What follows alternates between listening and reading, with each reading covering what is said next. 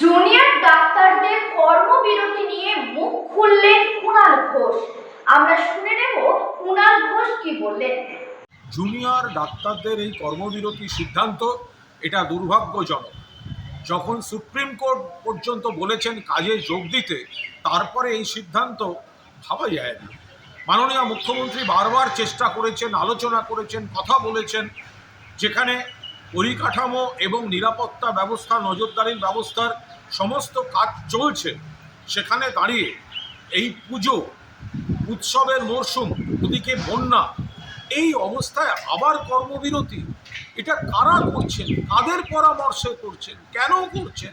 সাধারণ মানুষ, গরিব মানুষ যারা সরকারি স্ট্রাকচারে যায় চিকিৎসার জন্য, তাদেরকে আপনারা বাধ্য করছেন হয়রানি থেকে প্রাইভেট হাসপাতাল, নার্সিংহোমের দিকে যেতে বেশি খরচা হবে।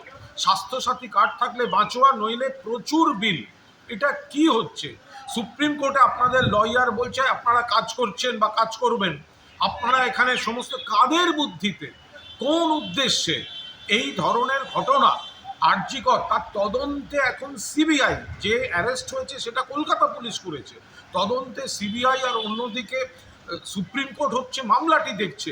সেখানে এই সময় আবার কর্মবিরতি, এটা কাদের স্বার্থে, কোন উদ্দেশ্যে, কিসের জন্য?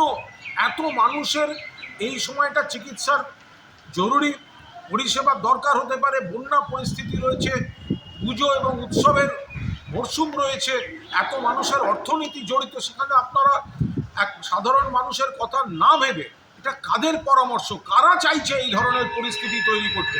দয়া করে আপনারা এগুলো পুনর্বিবেচনা করুন এবং মাননীয় মুখ্যমন্ত্রী যেখানে নিজে তিনি বারবার অতীত আহ্বান জানিয়েছেন, আবেদন জানিয়েছেন, আপনারা কাজে যোগ দিন।